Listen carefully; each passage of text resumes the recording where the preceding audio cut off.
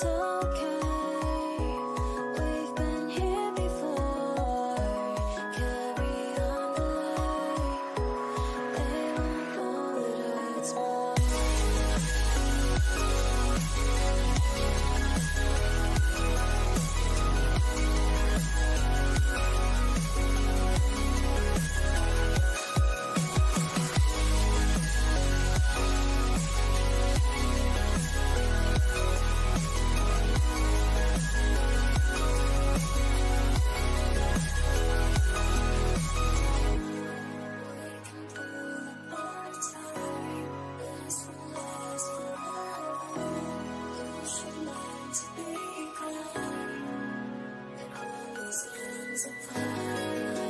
It's okay, we've been here before.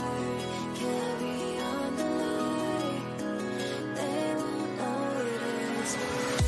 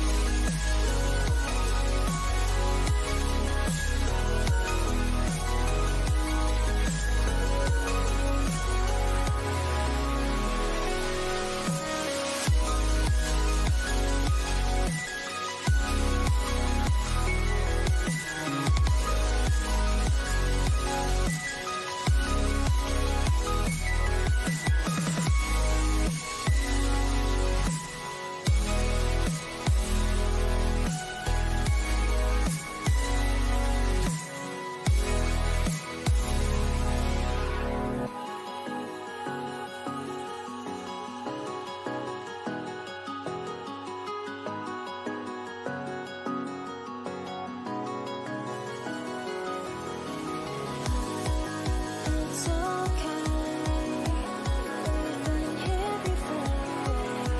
Carry on the light, they won't know it hurts more.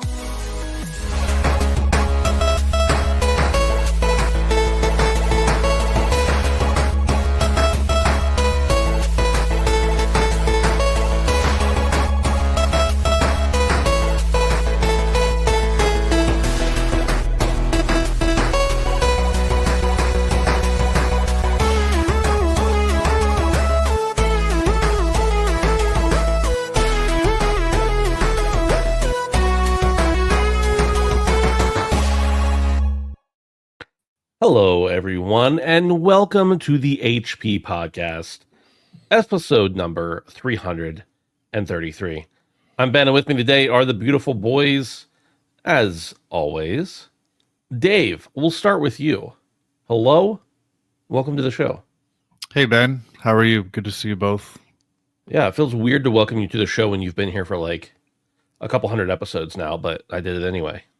Yeah, I mean, it's a fresh start every week, so a welcome Mhm. is welcomed. It's like a Yeah. welcome mat at home. It's a nice thing to see, even though you've been there thousands of times. It's like a So you're dog, saying you're like a welcome mat. yeah, Hmm. step on me Mhm. if you like. Would you like it? Sure, Okay.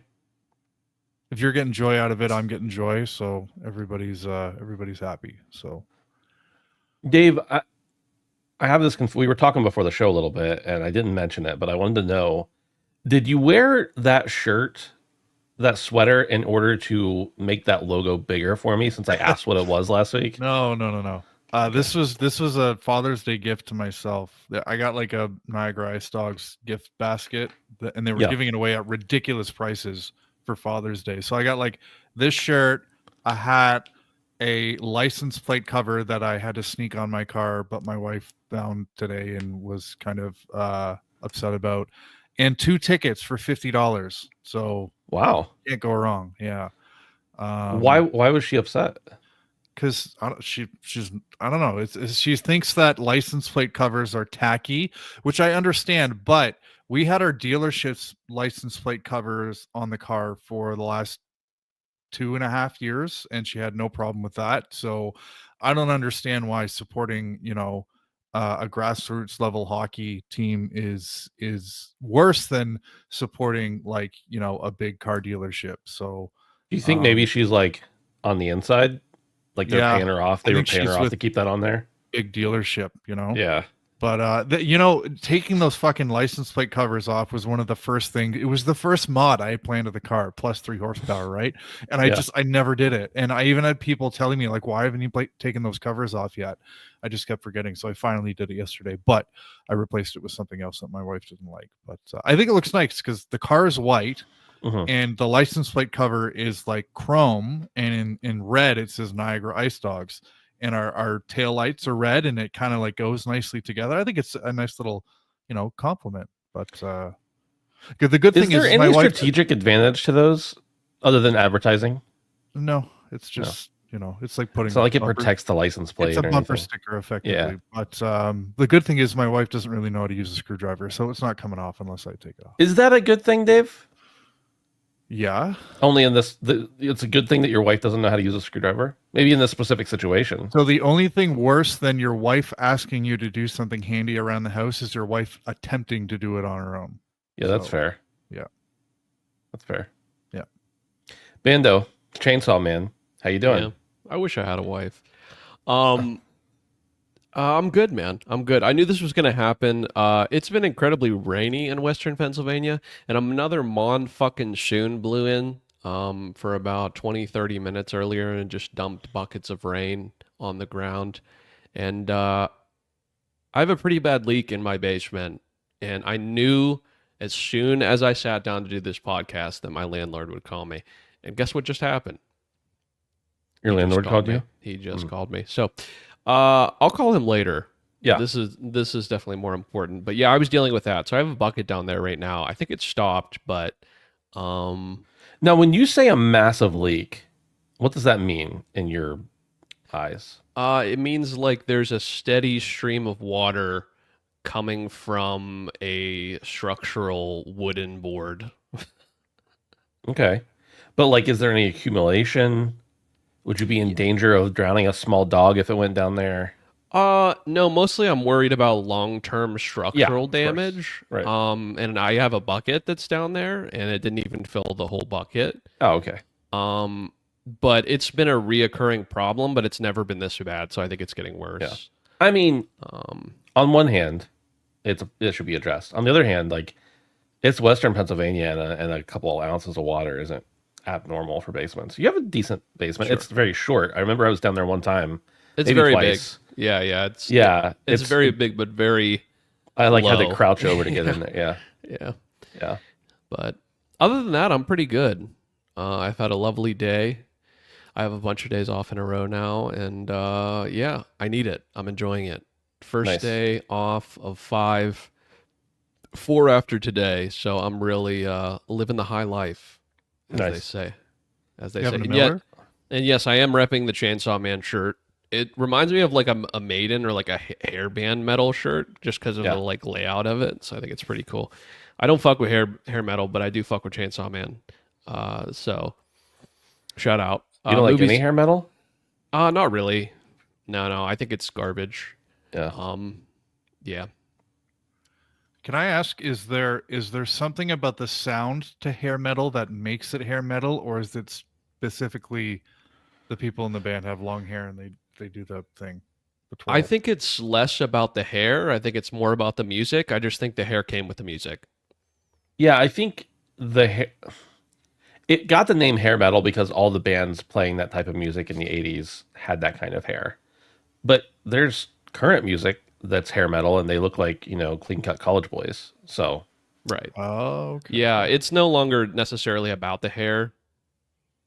It's more about the sound, I think. So, it's So basically it the same does- thing as tissues and Kleenex, yeah. Right. So it does have a distinct sound that makes. Oh, it- absolutely. interesting. Yeah. Okay. Yeah. It's Yeah. garbage. It sounds like nails on a chalkboard is what it sounds like. Dave's like listening to guttural pig screaming and he's like, oh, some hair metal because the guys have long hair. Is it better or worse than Tibetan throat singing? Worse. Okay. Yeah, it's worse. It's worse, yeah. So you don't like Maiden. How did I not know this about you? I don't like American hair metal. Let's say that. Maiden's okay. Maiden's an exception to this rule. Probably one of the only exceptions. Name one American hair metal band you don't like. Guns N' Roses. Okay, that's fair. I think that some people would. I get your point, but also Mostly Guns N' Roses. I actually have a huge hate boner for Guns N' Roses. Like, yeah, I understand that. I think they maybe like sort of poisoned, no pun intended, or poison, whatever, the genre for me, because they're just so awful. They're so awful, and like, I don't think AC/DC was kind of like a precursor to hair metal. They kind of were in there Yeah. before that, but I also think they fall under that same dog shit rock quality, where it's like if dad rock was bad. It's like the precursor to dad rock. Like there would be no dad rock without hair metal. I understand that, but they flew higher than hair metal could ever fly. I think it's also the people that like it, I think, really kind of just clash with me as well. It's like the people that, would patronize me for wearing skinny jeans, but their favorite band wears like leather pants. Here's a question that a lot of people have been asking lately. Is Aerosmith a hair metal band? Yes. I don't know if I agree with that. They're a little bit more poppy, Yeah. but they're of the genre. I would not consider Metallica hair metal whatsoever. It's No. absolutely not. Well, speaking Metallica of is metal. can we Meta- address what's in the chat? Is that true? Hulk Hogan auditioned to be in the band in 1974. Hulk. I need to know if Hogan, that's true. 'Cause Metallica. that's pretty cool. I mean, Hulk Hogan said it. I This was want to see that Marvel What If episode where Hulk Hogan ended up being in Metallica rather than WWF. Would he still be in our chat tonight if that was the case? right. James Hetfield acknowledged the story that Hulk Hogan told about before he got into wrestling. He tried to be in Metallica. No shit. Isn't the guy from Megadeth, wasn't he like crushed that he didn't, wasn't he the drummer for Metallica for a little bit, and then he went on to be like arguably more or about the same size of a band as Metallica? I think that in the day they were probably a similar size. Long term, Metallica's name has stood out more, but Megadeth is better. Fucking Stranger Things, man. Fuck Stranger Things. What?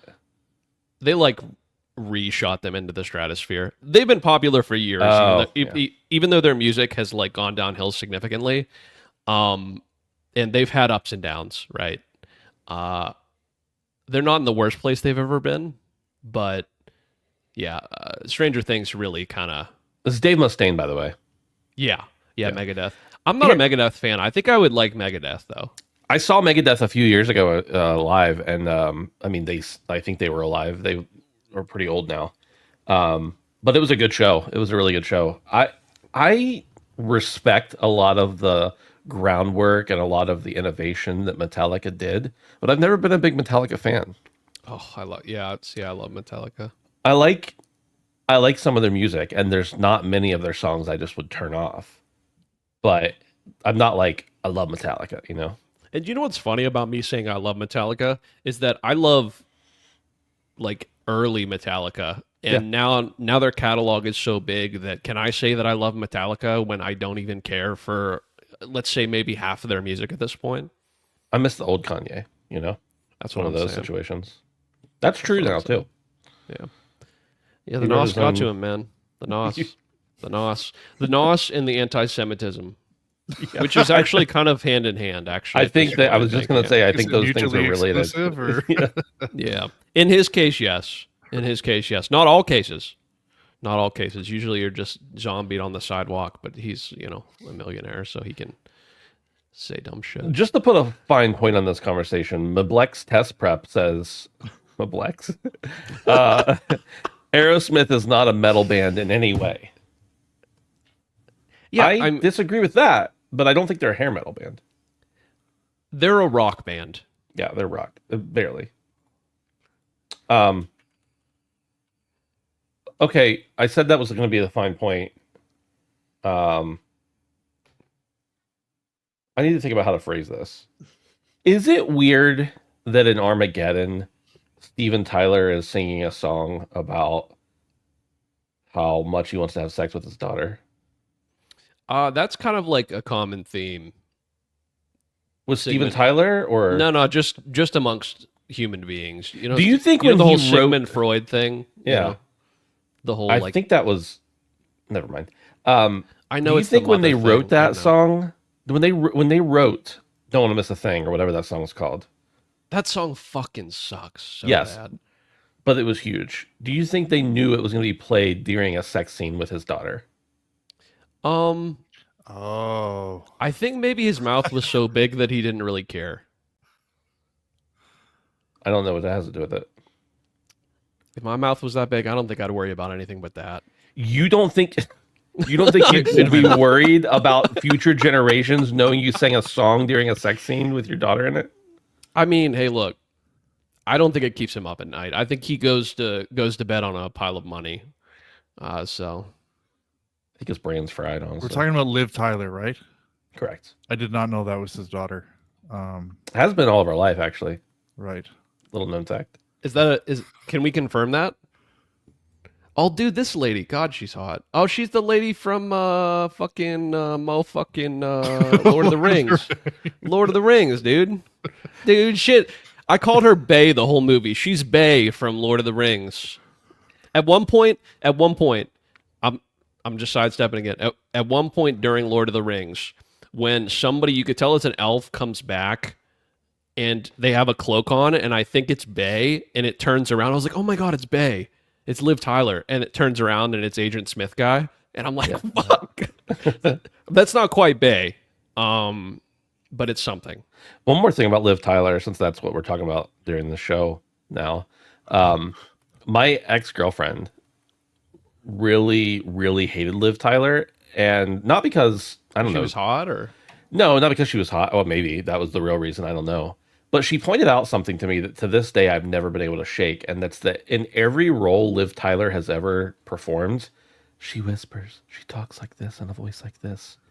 Like she never speaks And it worked fully. in Lord of the Rings because, like, she just had to be this elven lady who spoke like this. Yeah, I know what mean, you mean, though. It's her kind of whole life irritating. led up to that one role. You're right. But what about all the other ones ever since then? Kind of works, man. Yeah. It's kind of alluring, right?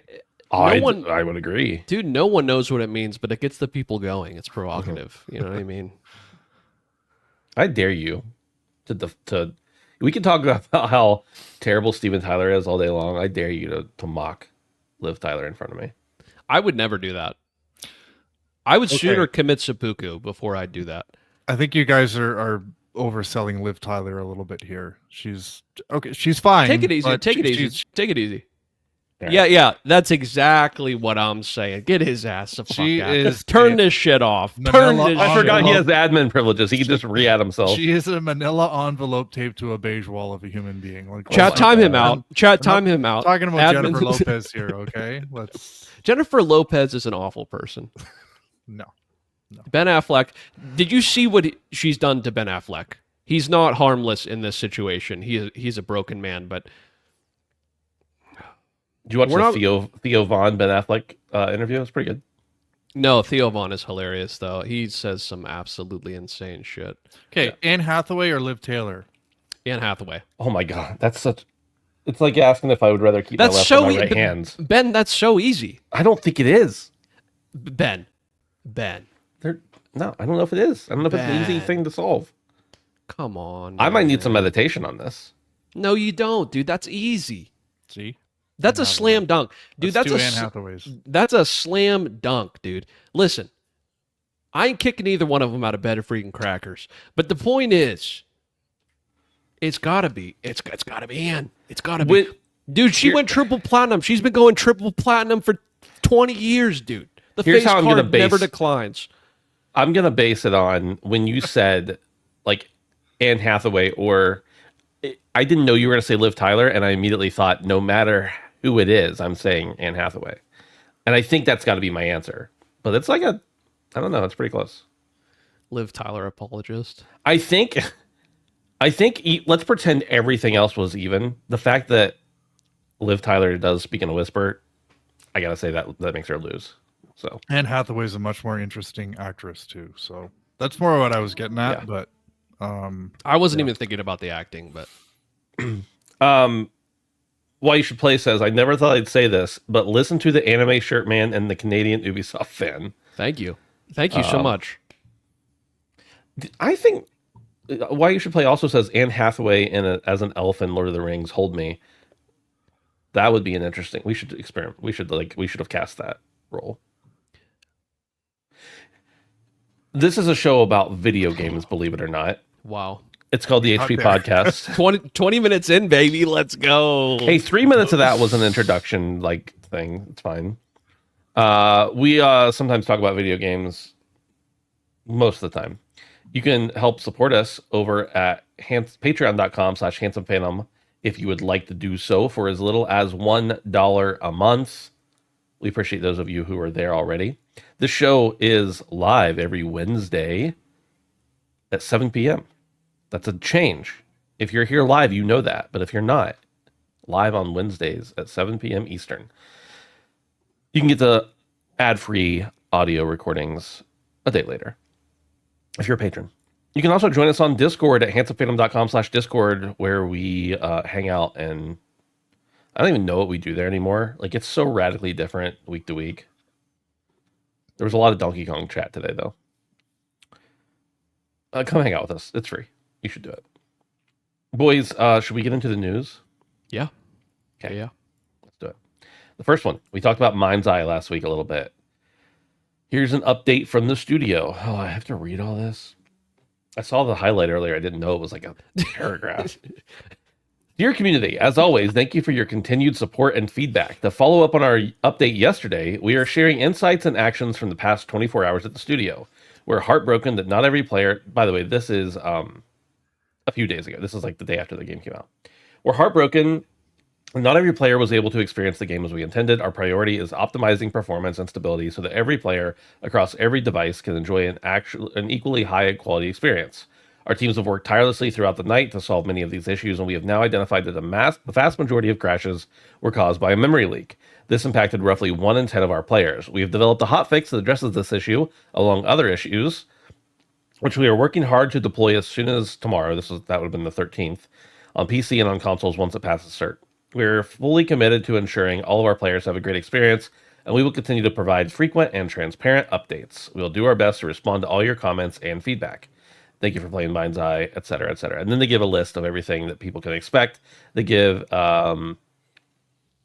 Hotfix 1, which was between the 13th and the 15th, Hotfix 2, the week of the 16th, and then Update 3, which I guess is Hotfix 3, I don't know, by the end of June, which is a couple days or about a week from now. Boys, this game launched as hot garbage. And for them to pretend like they didn't know it was going to happen is insulting, in my opinion. Even though it was not a game I was interested in or planning to play, it just feels like, hey, we really appreciate our community. By the way, we tried to pull one over on you, and you caught us. Dave, what do you think about this scenario, and why is it happening more and more? Well, first of all, I take issue with one of the opening lines from the tweet. It says, "We are heartbroken that not every player was able to experience the game as we intended."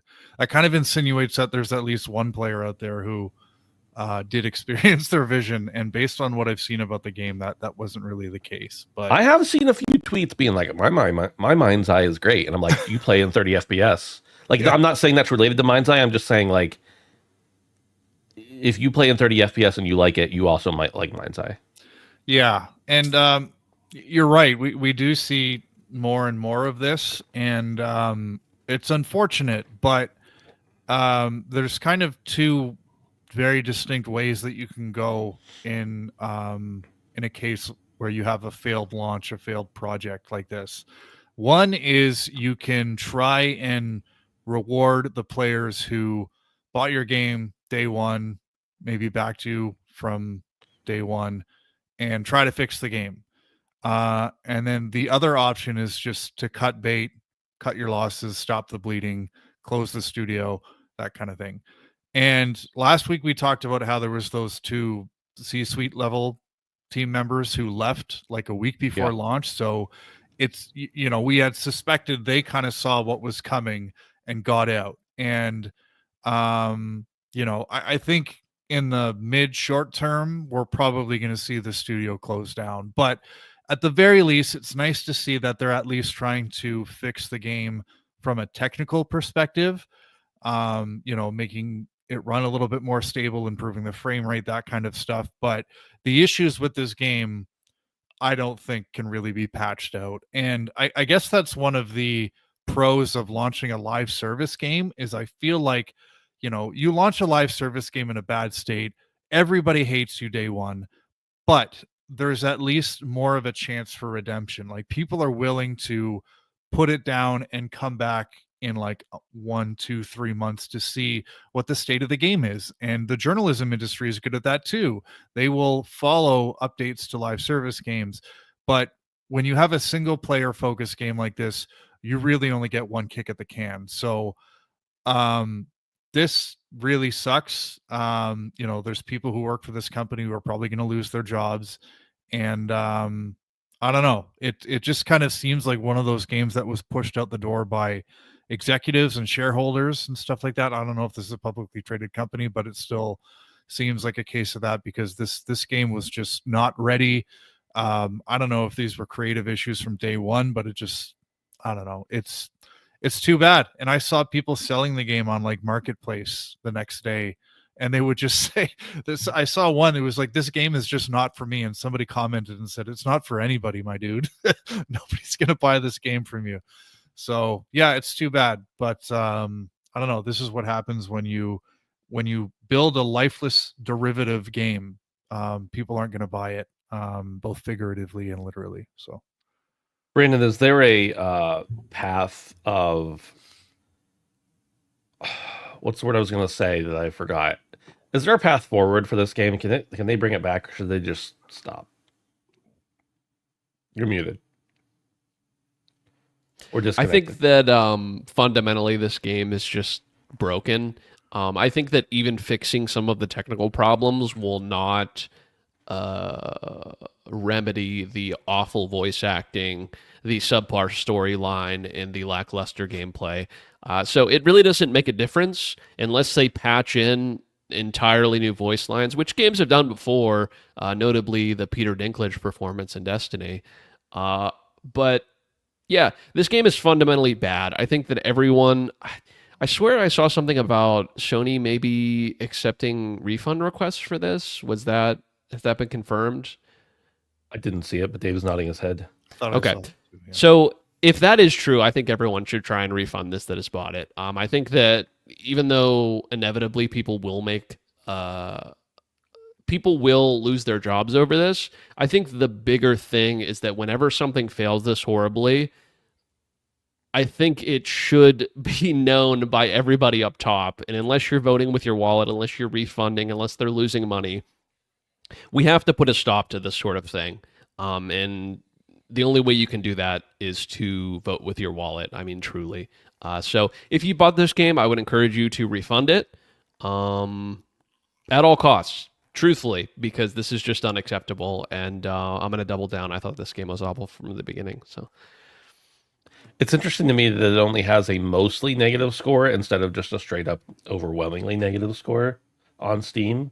But, some people, that must be the 9 and 10 that didn't experience problems that were supporting it. So, yeah, it is a shame, but it is not a surprise. Brandon, you did call this when it was first revealed that it looked like garbage. I don't think you knew the full extent, obviously. None of us did.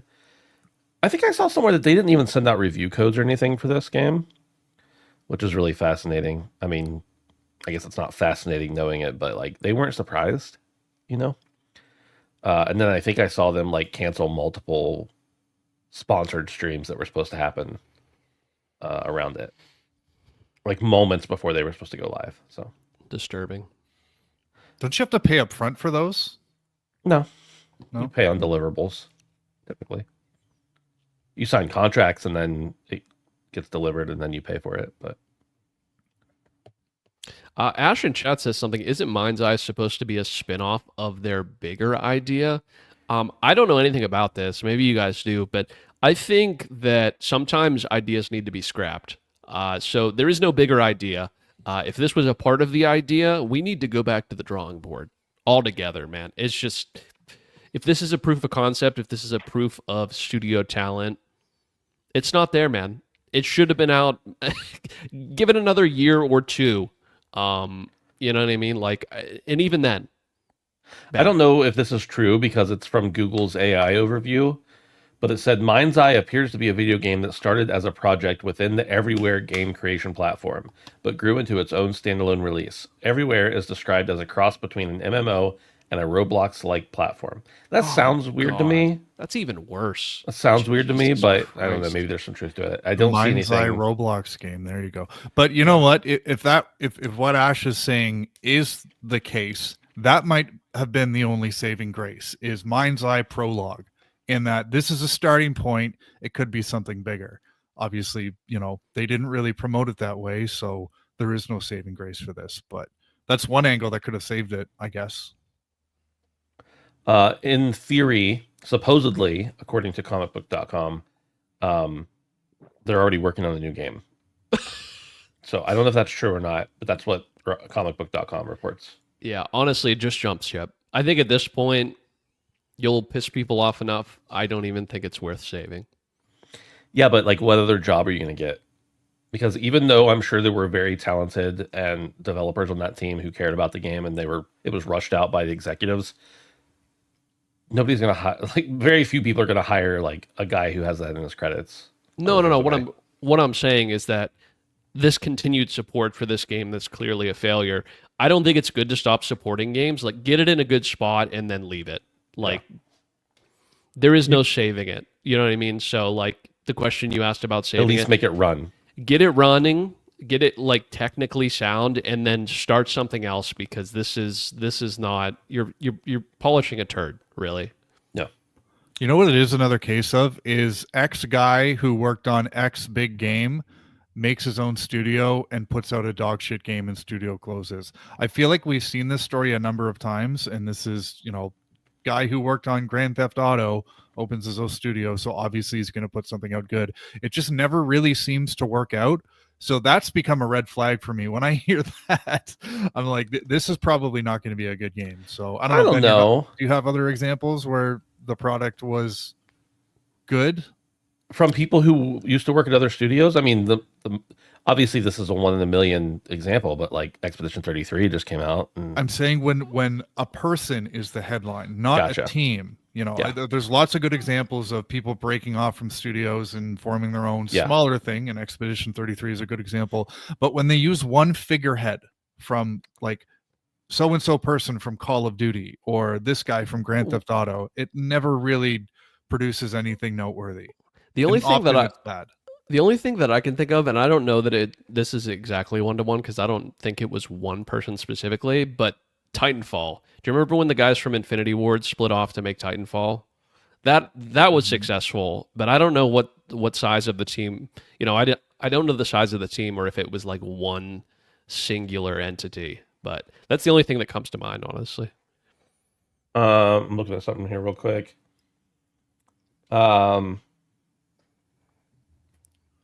What about Glenn Schofield? I know Callisto Protocol wasn't everybody's cup of tea, but it was decent. No, I think that plays into my point more. Callisto that game Protocol was not well was received, awful. didn't sell well. I agree. Awful. It looked really cool. I enjoyed playing it on PS Plus, but I'm glad I didn't pay full price for it. Yeah, I enjoyed it. I didn't pay full price for it either. So, yeah, I think you're probably right. Bloodstained, Radix says. Okay, that's... It didn't work on my Switch, so I don't agree. I think I disagree with that. Anyway, moving on to the next story. Final Fantasy 16 had a weak Xbox launch. Surprise, surprise. This comes from Twisted Voxel and says, let me move this to the screen so I'm not staring at the other screen. The Xbox Series X and S version of Square Enix's action role-playing game Final Fantasy XVI has failed to enter the platform's top 20 paid games list, indicating weak launch sales performance. The official Xbox website has updated its most played and top paid games charts based on this week's player and sales data. This is as of June 16th, by the way. Turns out that the Xbox Series X and S version of Final Fantasy XVI, which was released on June 8th, 2025, has seen weak sales performance. The game debuted at number 431 on the platform's most played games list and later rose to number 364. Meanwhile, it was in the top paid games list. The standard edition of Final Fantasy XVI ranked at number 43, while the complete edition ranked at number 47, both well below the top 20. Rounding out some of those ones above it included things like City Skylines, Dark Souls Remastered, RoboCop, Civilization 6, Slay the Spire, Stellaris, I'm looking for other, Age of Empires 4 even. PC version of Final Fantasy XVI was released more than a year after the PS5 launch, receiving an all-time peak concurrent player count of 27,508 on Steam. Square said it did not meet sales expectations. Now, Final Fantasy 16, great game. I really enjoyed my time with it. I've thought many times about going back to it. I am also like a big Final Fantasy shill in general. But is this a problem with Final Fantasy 16?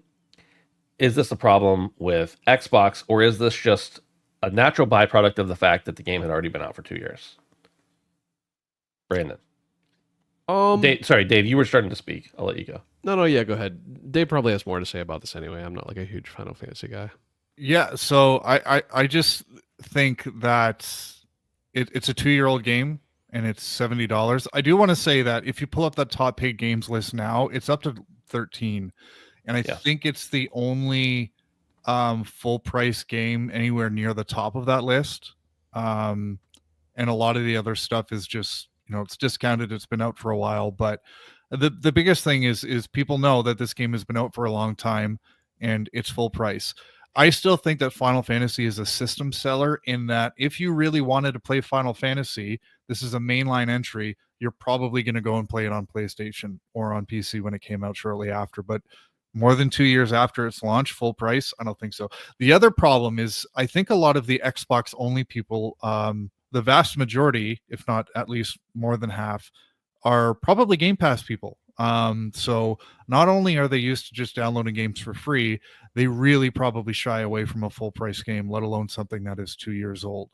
My problem with kind of new games coming to Xbox at this point too is I have this doubt in me where I'm like, I want to avoid paying full price for this thing because one, it might come to Game Pass, or two, it could come on sale in the short term. And Square Enix they're not Ubisoft bad, but I think they're fairly aggressive when it comes to discounting their games pretty early. So I would probably be kind of pessimistic and want to hold out for this.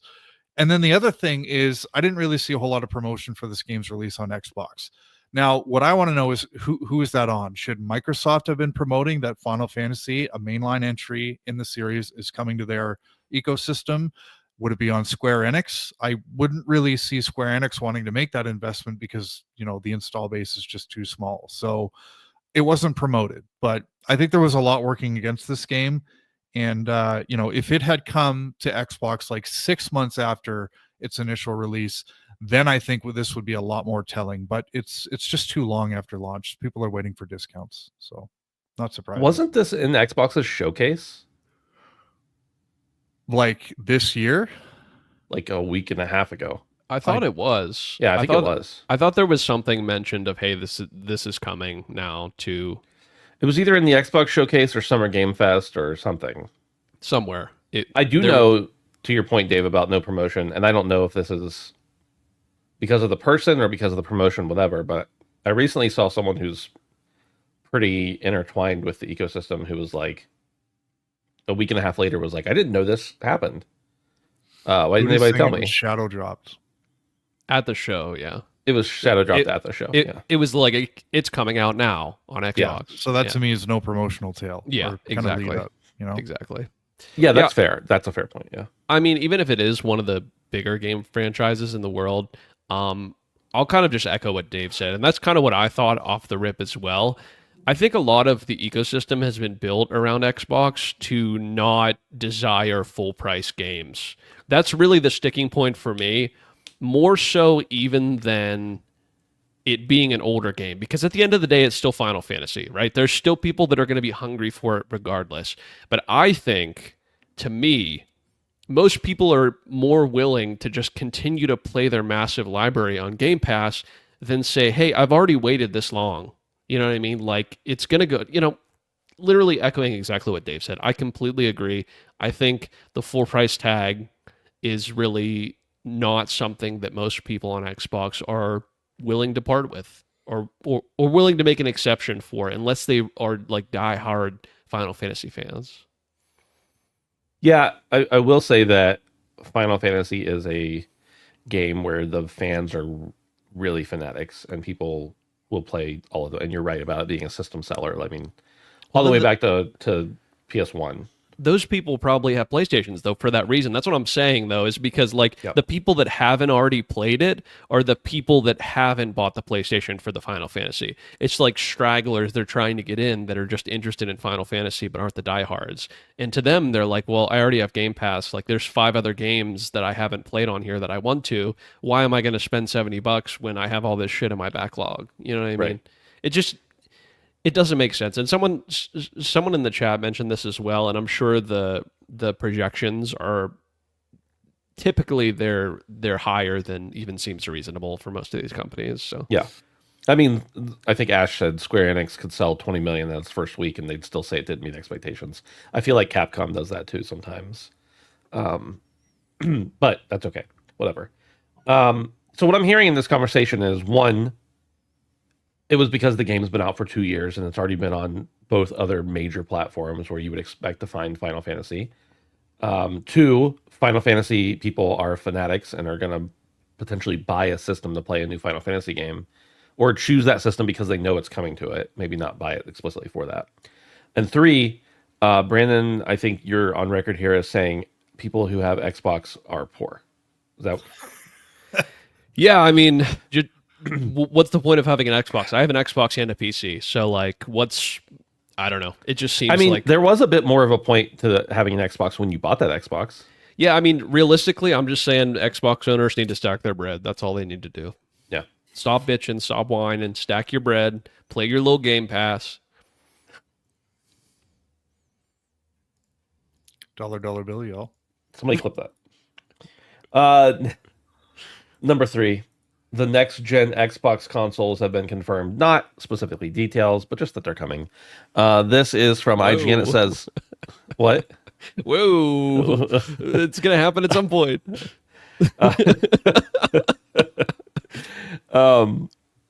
IGN reports Microsoft confirms first-party next-generation Xbox consoles, announces a deal with AMD, and promises full backwards compatibility with your existing Xbox library.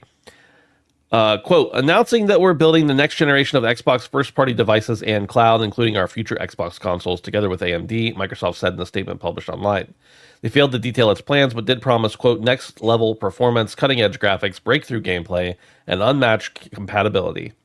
It also said everything it's working on will be fully compatible with users' existing Xbox game library. We've established a strategic multi-year agreement with AMD to co-engineer silicon across a portfolio of devices, including our next-generation Xbox consoles. Together, we're delivering deep visual quality, immersive gameplay, and AI-powered experiences grounded in a platform designed for players, not tied to a single store or device, and fully compatible with your existing game library. Sarah Bond in a video said that Microsoft was investing in, quote, our next-generation hardware lineup across console, handheld, PC, cloud, and accessories. I don't know if this is huge news, but it is. I mean, the AMD partnership is definitely interesting. It is worth talking about, and I really don't give a shit about console wars, but we are ragging on Xbox a lot, so let's keep it going. Did anybody not expect... I mean, they have said multiple times they are going to do another console. Right? We were speculating whether they were trying to get out of the console market, but it seems like that's not happening this next generation, obviously. Yeah.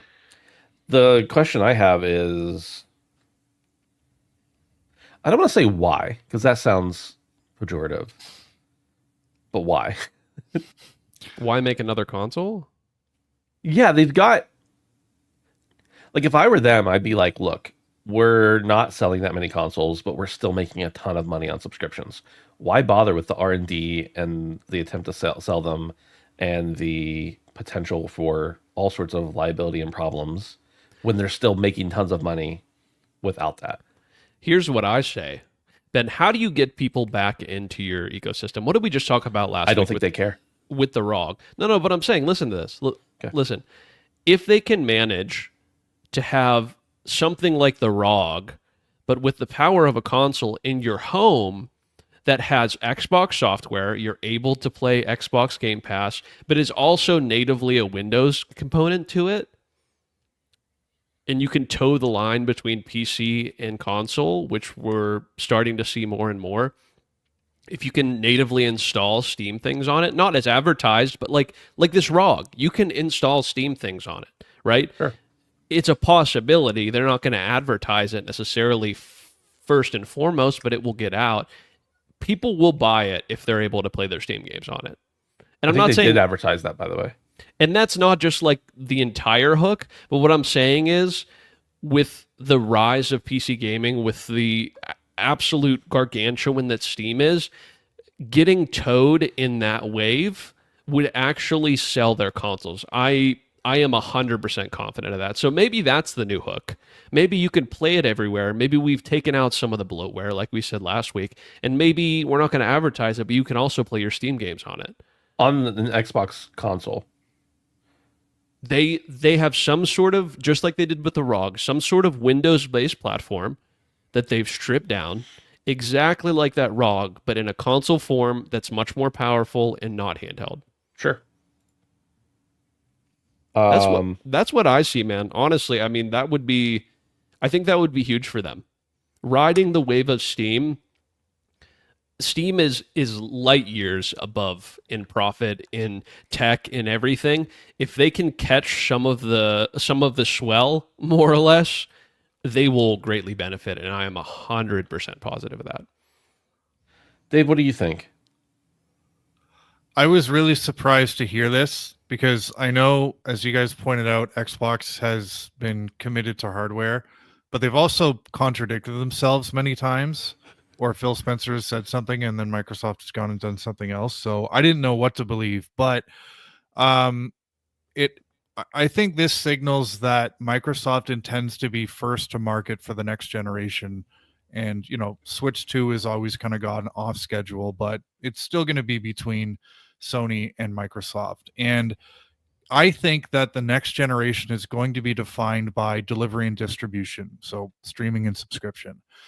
And I think that Microsoft is best positioned to set a really high bar in that respect because they have a strong complement of really, really, really good IP, and they already have a really well-established subscription service that people see value in. I think Sony has kind of meddled along with its PS Plus attempt to take out Game Pass. And I think there are still a really strong contingent of people, especially here in North America, who want to remain loyal to Microsoft. So I think with those three things, there is a really good chance for Microsoft to sell a lot of hardware in the next generation. I just don't understand how they're going to make a compelling case for people to want to invest what we can only assume at this point is going to be upwards of $1,000 to purchase their device. Because it seems like over the past several years, they've made every effort to make you not have to buy an Xbox first-party console. So I'd even argue it's not even the best place to play a lot of their heavy hitters. So I'm just really confused about their strategy, but I'm still trusting that they do have some long-term game plan in mind. I don't know what it is yet, but I think they have the tools to be successful. So Dave, this has nothing to do with what you were just saying, but you said here in America, and I know that technically Canada is in North America, but North it still America. threw me off for a minute. I said North America. Did you? I said North America. Yeah, run it back. Somebody clip that. I just heard, especially here in America, and then Here in I North expected you to So break North out. America, Ben, is Canada and Mexico. Did you know that? I am aware of that, yes. Yeah. So, But I didn't hear you say North, and I expected you to bust out in like the national anthem or something.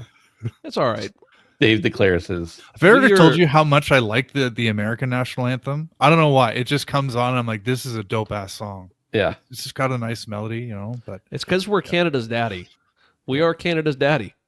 I don't think that's true. No, we are. We're the world's daddy. We're the world police. That's really what we are. Yeah, apparently. All right, let's get out of here. Spoot here? And by get Spoot out here? of here, I think You know- Boot's here, or secretary. our secretary. Yeah. Oh, for fuck's sake. I think I said let's get out of here. What I meant was let's go to a part of the show where Brandon commits seppuku live. Let's see here. I need It's the pinned in our message. Discord, yeah. Yeah, I've got it here. We're gonna do All what right. we've been playing.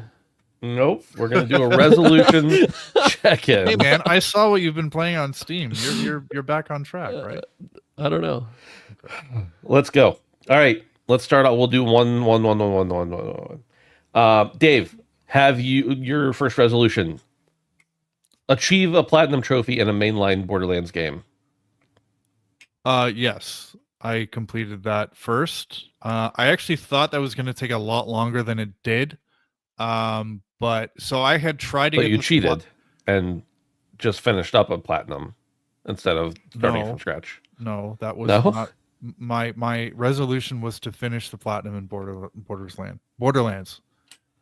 And no, okay, I see what you're saying, but no, I made it clear that I had progress in Borderlands already, so and that's what I did. So remember, these aren't challenges; they're things we want to. I agree. accomplish as gamers. So, yeah, So if I say something like you cheated, even if I don't believe it, you will defend 'cause yourself it's and it'll not be cheating. funny. It's not Well, cheating, but even as But I you still just defended said, yourself. I thought I had a whole lot more to go than I did.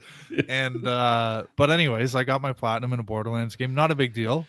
They're not super hard platinums to get, but I just because that was a thing is I had attempted to get the platinum when the game first came out, got pretty far and just said fuck it, I don't want to do this anymore. So the resolution was To complete kind that of platinum. revisiting that and Mhm. finishing the fight, as Mr. Chief would say. So yeah, that was the first one I knocked out. And I don't know if I'm gonna get the platinum in Borderlands 4. Maybe I'll get 90% of the way there, and then Use when it we for get- next year's resolution. Yeah. and then you can make fun That's of me. the smart move. That's Yeah. actually the big brain move right there. Yeah. Let's move on to Brandon. Brandon, your first one here I have on the list is achieve affiliate status on Twitch. How's it going? Yeah, I did that. Did you? Yeah. You did? Mm-hmm. Why didn't you tell anybody? Oh, I had it in my. Congrats, man. What I the had it in hell? the past two stream titles, and I was gonna tell everyone on the show. Oh, Some of us have jobs. No, I was gonna talk about it on the show. I specifically wanted to save it for the next show because it literally just happened like 3 days ago, maybe 2 days ago. Nice. So Now, Brandon, I think that's a big accomplishment, and I'm proud of you. But in my normal giving everyone a hard time, I will say that in the last month, Twitch did lower the requirements to become an affiliate. How do you feel about that? so it was 50, and I reached 50.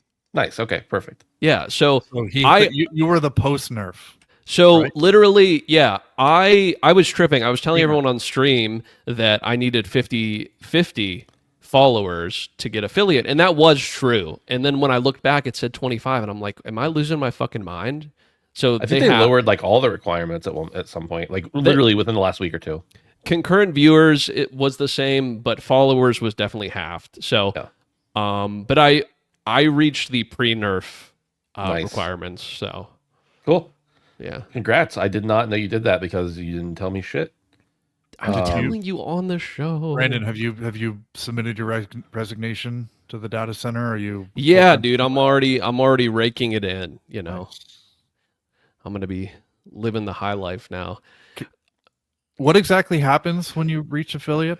For So you're able to get people to sub to you. You're able to get bits submitted to you. You're able to run ads. So this is all a promotion then. That's why we're doing this, right? Yeah, more or less, like I'm able to like monetize off of it now. So, Nice. which is cool and was never really the point. It was more just like I want to see if I could reach this next milestone on Twitch. And I did. So, yay. Okay. Woohoo. It took a while, but yeah, I've been streaming a lot the past couple of weeks. So. You know what really sucks, Brandon? That was part of the nerf too, is that anyone can get subs now, not just affiliates. Dude, you said that. Said that, but before I got affiliate, okay? Yeah. I had streamed a couple times before, and literally someone was like, when are you going to get the sub button? Yeah. It just happened in the last week or two, like very recently. Okay. And when it happened, I thought I need to bookmark. I think I actually bookmarked the tweet that Twitch put out. I bookmarked it so I could give you a hard time, but now I can't give you a hard time because you actually accomplished what you set out to do. I was gonna give you a hard time if you failed, and to be like, look, they even made it easier, and you still failed. Yeah, I know. There's still time. Actually, there's not. I've completed it. That was my goal. Yeah, you did it. Congrats, dude. Thank you. On to me. My first one: achieve Prestige 10 in Hunt Showdown. I am so basically Prestige 10 is like 1,000 levels in the game because you go up to level 100, then you prestige and start over. I mean, that's just how it works. I'm at like 979 and I haven't played in a couple weeks. I'll probably have it by the end of next week because there's an event going on right now that I'm going to hop back in for because I haven't played in, I don't know, a couple weeks. But so I've not completed it yet, but I'm like a couple hours of gameplay away from doing so. So there we go. I'll probably get it. I'm not too worried about it. I could die or the game could shut down. No. Neither one of those things is going to happen, probably. How do we enforce this penalty if he dies? It goes to my children. They inherit it. All of them and your wife. They all have to equally do the punishment since we can't pick one. We'll deliver the news at the funeral. Yeah. I'm thinking my kids might enjoy Hello Neighbor, but I don't think my wife would like to compliment Edwin Castillo. Yeah. You know? Yeah. Those are my punishments, I think. Yeah. So. Also, real quick, I want to go back to me getting affiliate. Shout out Poot. Shout out Waffles. Some of my first subs. I appreciate it. So. Nice. And Boogie. Shout out to those guys. Seriously, thank you. I was going to make a comment about none of them having jobs, but I know that at least two of them do. I'll let you guess who the third one is. He needs to work for himself and write books, but whatever. Dave, back to you. Achieve Gran Turismo 7 as your most played PlayStation game on PSN profile. Yeah, so I'm I think I started 40 hours short of this, and now I'm less than 20 hours away. So I jump back in every month or so and just do stuff. So this being the halfway point, and I'm more than halfway there. I'm well on my way to hitting this, but at this point it's going to be close. So, but I'm not worried because I generally pick up and play the game quite a bit when I do play it. So, yeah, I'll talk more about this and what I've been playing, but yeah, I'm in a good spot with this one. Dave, what is the next closest game you have in hours, you think? On PSN? Like currently to Gran Turismo? Is it Ghost? Well, what is the other highest game you have? Because you had to restart Ghost? No, so my highest played game is Assassin's Creed Odyssey. Okay. Oh, okay. It's because I got the deluxe edition when I pre-ordered, and I felt obligated to play all the DLC, which was good. But yeah, so it's my most played game. The Division 2 is up there. Yeah. Monster Hunter World, a couple other things. So yeah, it's gonna be. Brandon brings up a good point. And again, this is just a goofy gotcha, but your first Ghost save and the new edition, do those count as separate? Does that count if you combine those as hours for Ghost? I think so. I think it counts as, so that's probably like 40 to 60 hours or something. Yeah. And that's 2 playthroughs, one of which was a platinum. I think the only thing that counts as a separate hour How mark. did you do that? I put like 80 hours in that game. You're a god gamer, apparently. I can go look, but Yeah, I I don't think the only thing that's separate is the PS4 and PS5 apps will have separate hours. That's what I meant. Yeah, Oh, okay. that's what I was asking. Brandon, purchase a minimum of 5 pieces of physical games media. How's it going? Good. Yeah. So a couple weeks ago, I purchased Area 51. Yep. And then this past week, I purchased Burnout Revenge for Xbox 360. And I'd rather not have the Platinum Hits version of this, but it was rather cheap. And it was in good condition. So I got the Platinum Hits of Burnout Paradise.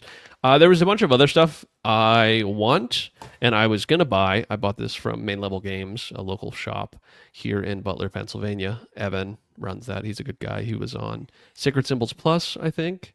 But we're also going to Too Many Games here in a couple of weeks, and I'm really looking forward to getting some good finds there. So Next week.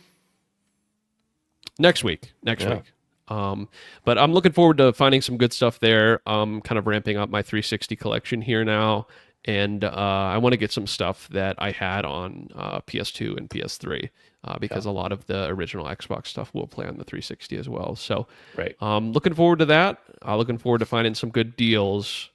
That's mostly what I'm looking for is to find deals. But yeah, I'm pretty good. So I'm at 3 of 5. Did you set out to get those specific games, or do you have games in mind that you want to look for? Yes, I do have games in mind. I will say when I walked into the game shop, I didn't have something like I have very general things, right? But it's mostly like how I do vinyl searching to where like I can just order it online, right? But that's no fun. I Right. like to look through the stuff. I'd like to up my Need for Speed collection. There's a lot of stuff I had on PS2 from that day, from that time period, that I want to reacquire that I saw at the game shop. Notably Need for Speed Carbon and Need for Speed Most Wanted. But they're about $60 a piece, at least at that shop. So I'm hoping to find some good deals. I'm hoping to get some of the things that I had on other systems that no longer work. So, Brandon, what do you think it is about the greatest hits or whatever it's called that people want it less? Because here, technically, let me- like from a collector standpoint, those are actually more rare. let me show you. It's ugly. Yeah, I agree. Yeah, That's the Xbox ones are worse in my opinion than This any is other the platform. entire reason. Look how heinously ugly this is. See how nice this is and how thought out they put all this hard work into this, and then they put this ugly, tacky ass shit around it. That is the entire reason to me. Luckily, the back is the same, but the entire reason I care at all. And at the end of the day, if it's a good price, I don't care either way. I'm going to buy it because the point is having the game, right? Yeah. That I can play it on my 360. Right. But if there's an option, I will always choose the prettier version, and this is definitely the ugly stepchild. So you just showed us 2 games. I think didn't you had bought more than that before? Are you at your 5? No. So I bought some last year. So the ones that I've bought this okay. year are Area 51 for Xbox, and then the 2 Burnouts. Isn't it ama- crazy that you haven't bought a single new physical game this year? I haven't. Yeah, it's actually it makes me very well. Actually, I have not new, but I have bought physical games this year. Oh, those count, right? I mean they're PS5 games. I'm not going to count them. Oh, okay. The Spirit was retro. Yeah. Okay. Yeah. My entire point was to get collection. And I don't know if you guys have played this, Burnout Revenge. Yep. But it's fucking amazing. And I don't know if you guys have played this, Yep. Burnout Paradise, but it's fucking amazing. I missed the Burnout series quite a bit. And so I was really glad to find those. I think both of those were like $25 for both of them. I think he cut me a bit of a deal because we know the guy. But yeah, you cannot beat that. You really can't.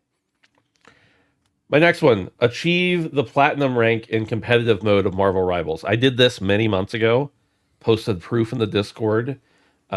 Interesting about Marvel Rivals, I have not played it in a long time.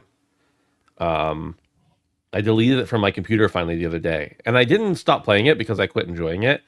I stopped playing it because I quit enjoying playing by myself. Like I was just so tired of solo queuing and none of my buddies wanted to play it. And that's fine.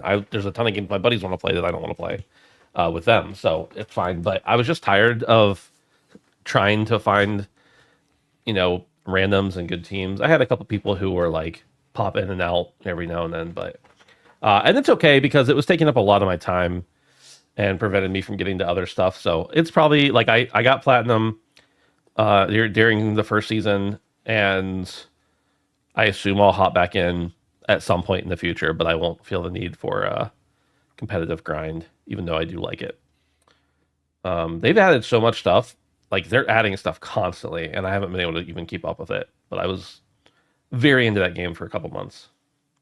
But I got it. Check mark. On to the next one. Dave. Buy, play, and finish 3 different indie games this year with the qualifier on indie that it means they must be self-published from a small team.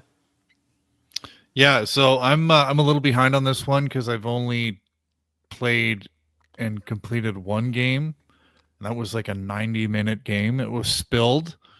Yep. And I don't know if I included this, but I think I said I wanted to leave a review, which I did. It's not on Poot's list, which means it doesn't exist. Well, I'm going to do that anyway. PSA, leave reviews on Steam games, people. Yeah. So yeah, I've only done one. I'm still not really sure what the other 2 are going to be, and that's kind of the problem I'm having. Is I have hundreds of games on my wish list, and there's lots I want to play, and I don't know. I need to hunker down and do this. And I don't want to play something that's too long, because I do have to finish it. And there was one game I talked about in the Discord a little while ago called Super Space Club, and that was like an endless game, and Discord decided that I needed to play it for 10 hours, which I think is fair. But yeah, so I need to commit to this one because I'm a little behind. But Dave, you just remind me about that Spilled game. I literally pulled out Steam and just bought it. nice. Leave a review. Yeah.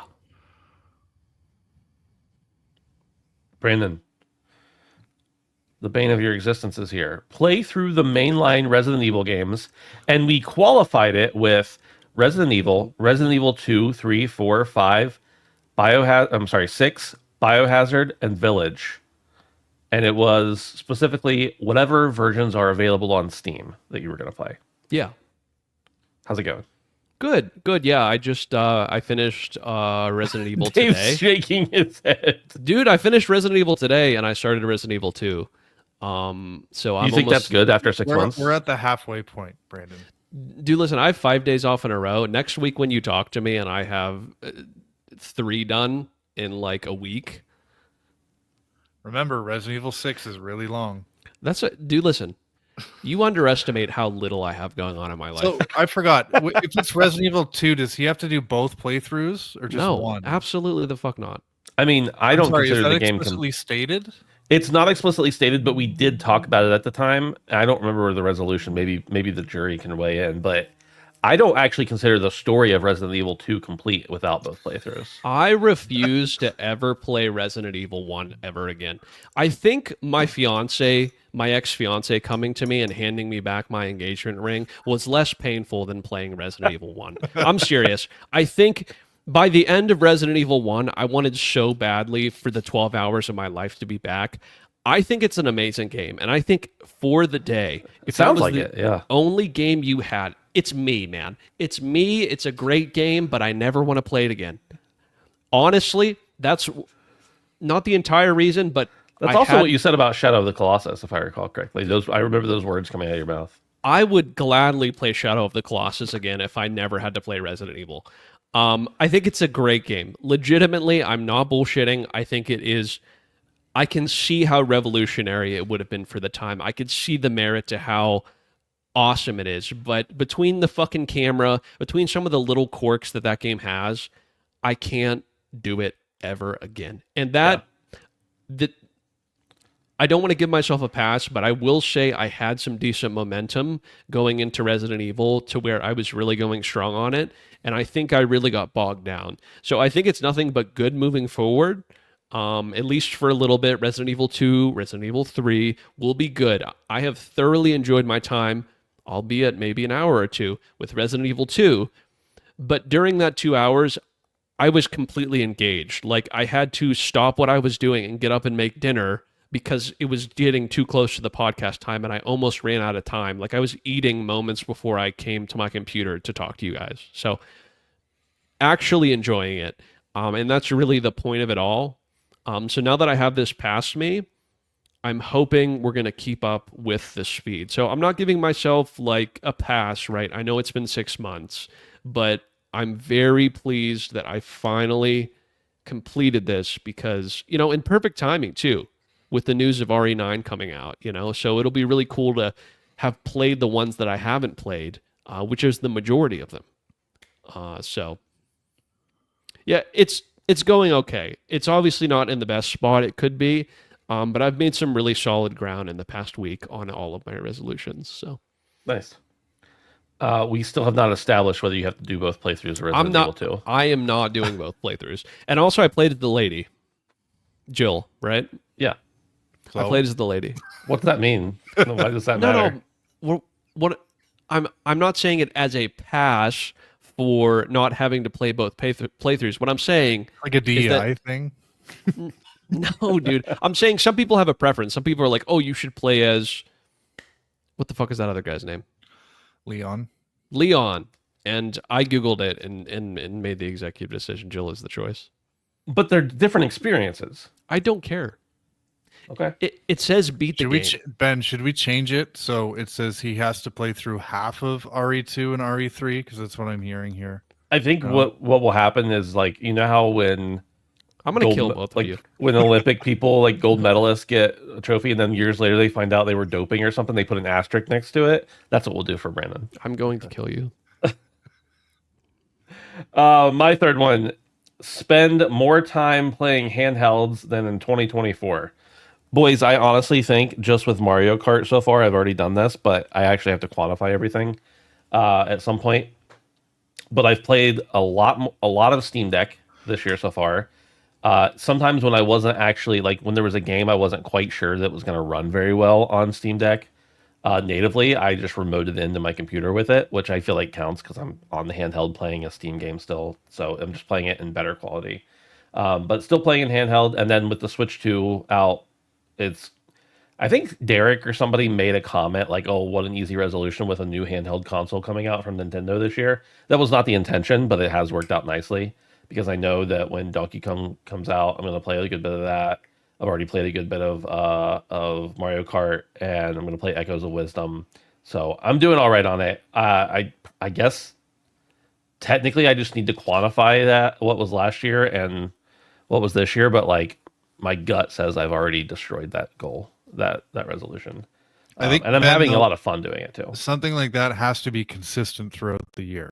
So, if you want to create a habit of playing more handheld throughout the year, I didn't say that. Okay, but this is what I'm saying is it's got to be consistent. So you can't just cram in 20 hours in the first 6 months and then not touch it for the rest of the year, Got to put a little bit more effort in.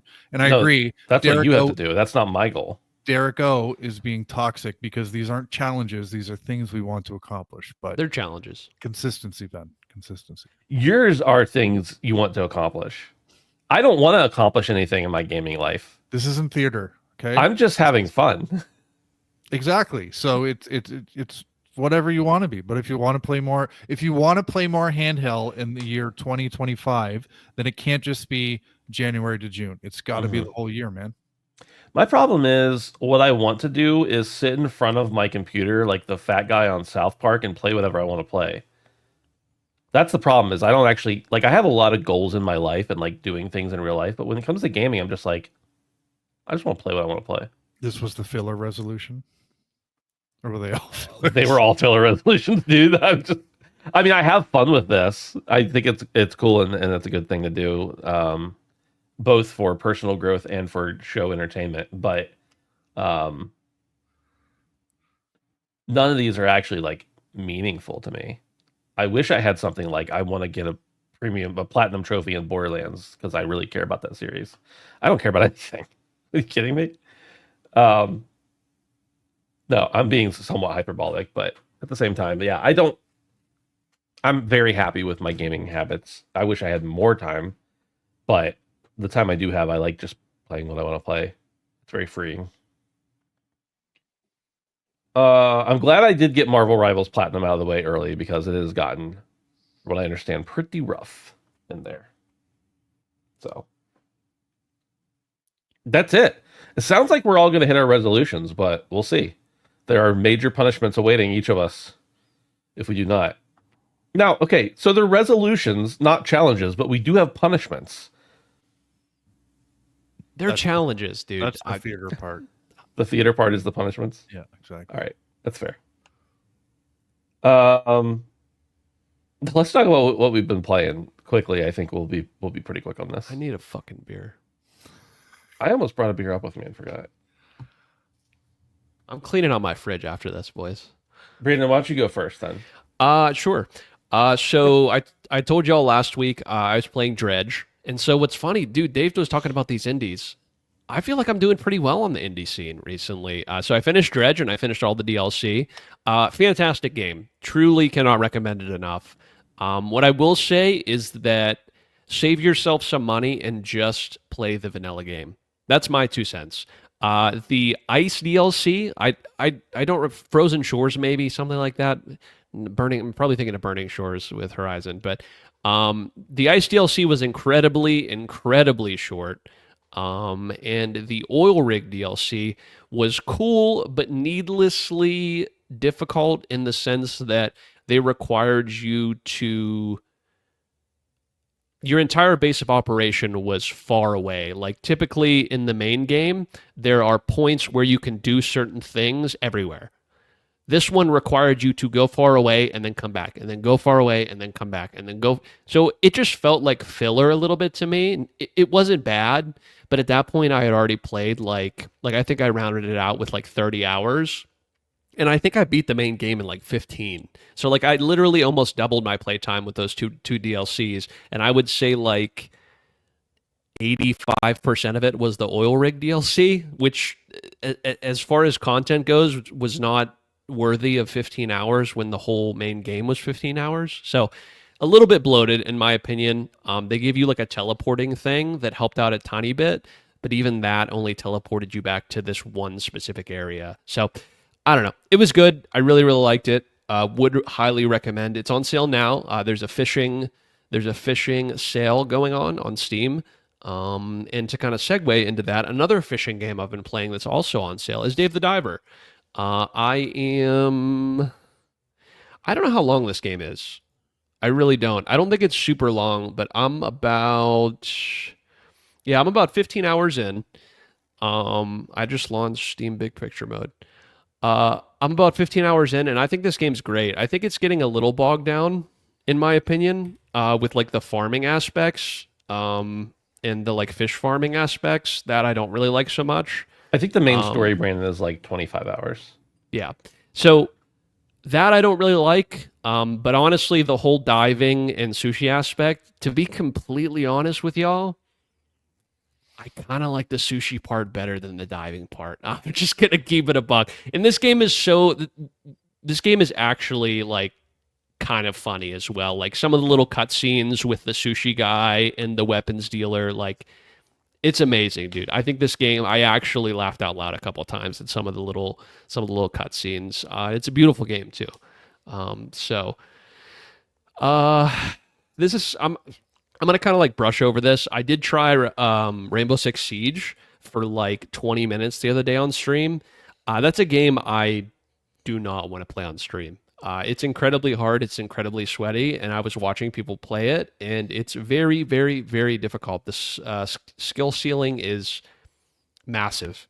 So I don't know if I'm going to continue to try it, but I want to get my toes wet a little bit. And lastly, I've been playing RE in general. I kind of already mentioned that, so nothing new to say there other than I didn't enjoy my time as much as I could with Resident Evil.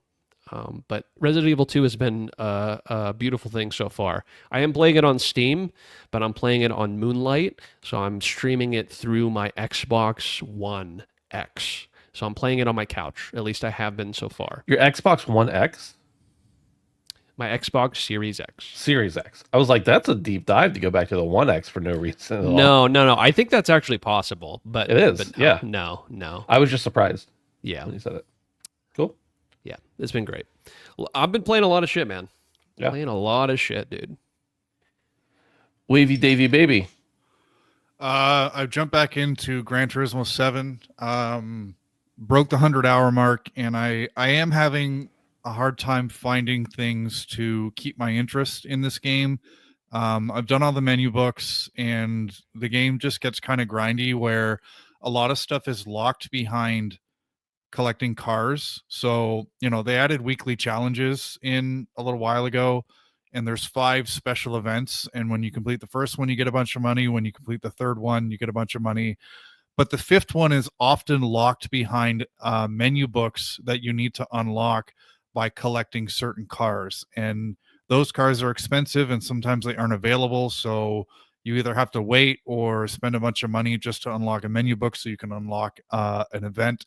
And I think that it's been well documented that this game becomes about grindy car collecting, which is great. I know a lot of people like that about these games, but for me, it's more about the courses than anything. So online time trials will always hold my attention for a little bit. So I did a little bit of that this week, and I started something that I swore I wouldn't start, which was the master license tests. As you guys may remember, I spent a lot of time getting all gold in all of the base license tests, and then they added a new license test. So I started those, and I get physically ill if I try to turn my PlayStation off with having gotten silver and not gold in a license test. So it's a problem, but yeah, I started it. So here it's like, those people who are like, the second they unlock a trophy in a game, they have to get the platinum because they can't stand seeing anything other than 0 or 100%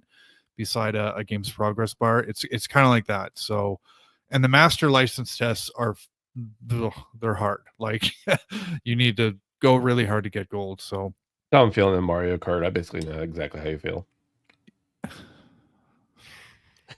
I have to get the gold in every race, no matter what. anyways, so yeah, Gran Turismo 7. That wasn't a joke. How dare you compare those two? Okay, that part's a little bit funny, but Yeah. I do feel the pressure at the same time. Yeah. Okay, fair enough. I also picked up Resident Evil Village. So I've played more of the Resident Evil series this year than Brandon has. I'm kidding, Brandon. That's okay. I've had this game on my wish list for quite a long time. It went down to $13 on sale. Capcom likes to discount things quite a bit, so finally picked it up. I was excited about the Resident Evil 9 announcement, and I'm about 3-4 hours into the game, and the opening of the game is Expedition 33-esque in that it does an amazing job of hooking you in. You've kind of, I'm not going to say anything because I don't think you've played it yet, Brandon, but it's a really good opening. Village? Yeah. I've played all of 7 and Village. Okay, right. So yeah, you started in your life in Europe with your wife and your baby, and Chris Redfield helped you get there, and then suddenly Chris Redfield is breaking into your house. He kills your wife and he steals your baby, and you're placed under arrest, and it's like, what the hell is going on? And then it's just a really good setup, and the star of the first part of the show, I think, is the village itself, and it does such a good job of leading into setting that tone, and the game looks absolutely incredible. I think it's one of the prettiest looking games I've played in this generation, which it's not an open world game. It's small, it's semi-linear, it's very focused, so it should look good. It's from Capcom.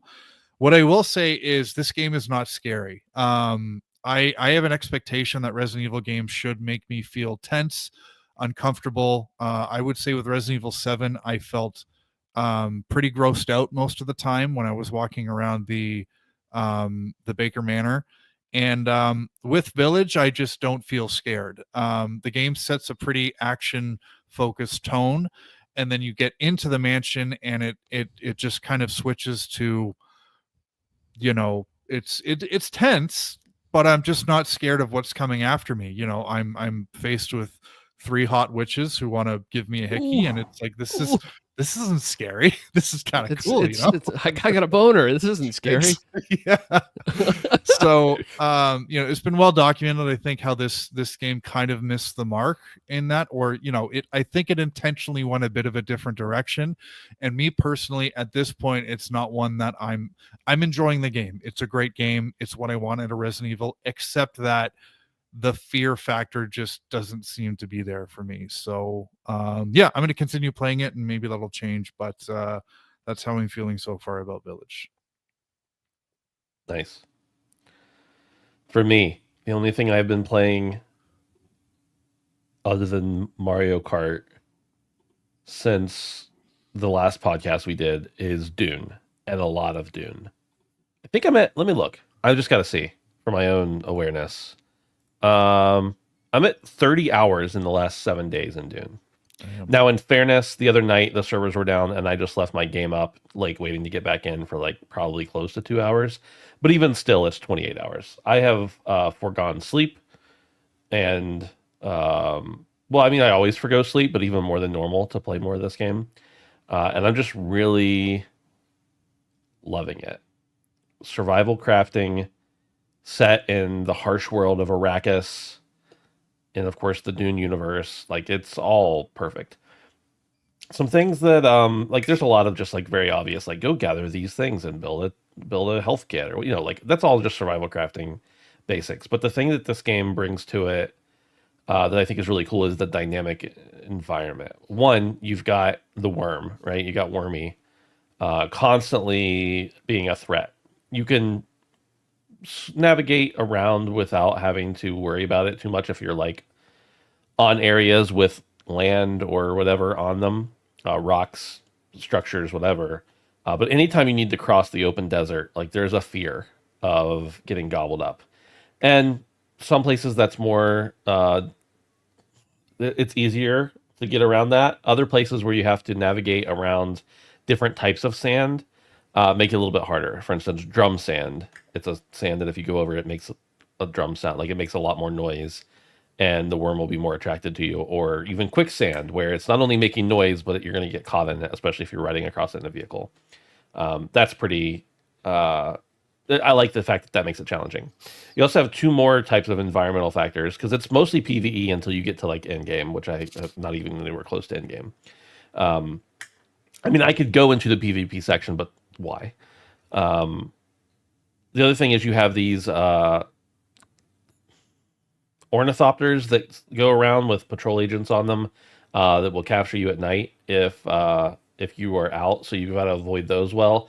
And then pretty much everywhere you go, there's these little camps of I don't even remember the right name for them, but these camps of people who are hostile towards you all the time. So you're constantly having to find the best way around things. It's not terribly difficult combat. Some of the combat, you have guns and everything, but in the world of Dune, you also have the shields, which if you're shooting, that means your shield isn't operating at the moment, so they can stab you pretty easily. Melee combat is definitely the way to go. The parrying feels really good. It's just it's a lot of fun. But with all survival crafting, what I like best is base building, collecting resources, crafting things, and the systems are very incredibly deep in this game. You need one thing to make the next constantly. Like that's a constant theme throughout the game. So I'm having a lot of fun. There's a story there that I don't really care about, even though I am quite a fan of the Dune lore. I'm not an expert by any means, but I do enjoy it. And there's a story there, but I just kind of find myself not caring about it. I'm progressing the story in order to unlock things that I can use in base building and crafting other things as well. So I'm having a lot of fun with it. I'm playing mostly with my buddy Justin. We have a base together. We've built a home together. And just work together to make sure that everything is we're able to progress everything. So it's great.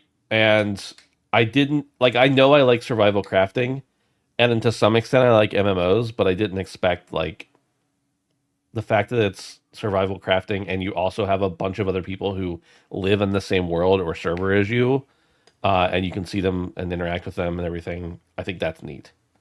I don't really know how else to describe it other than it's neat, if that makes any sense. So Come just join my bought- clan.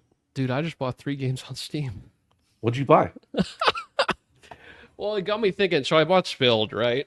Yeah. And then I was looking at what we have on our family, Yeah. and I have most of the Resident Evils, but they're all on sale right now, and Dave just reminded me that, and so I picked up Village and 6 because we don't have that on our family. You know what's crazy? When you were talking about it, I literally went over and I was like, you know what? I've never played 7 or Village. I need to play them. And I looked for Resident Evil. I was like, oh, weird. We don't have 6. And you just bought it. Literally, we literally have everything now except for the 0 and all those fucking shitty spinoffs. You mean mainline games that you decided not to play, or Code Veronica? What about the one with the motion controls? You want to play that one too? If you remember correctly, at the beginning of this whole thing, I encouraged you to play them all. I know. I'm joking. I'm only joshing, but now you can play Village, Ben. I can. Poot says Ben playing Doom means nature is healing. I don't know if I said Doom or if he heard Doom, but I'm not playing Doom. I played it for 2 nights and then Dune came out. Dune Awakening came out, and I have not looked back ever since, which is really weird because I love boomer shooters, as you know. So,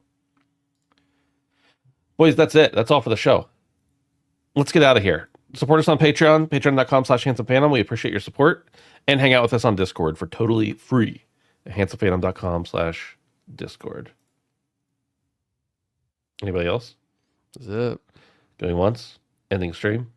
Goodbye.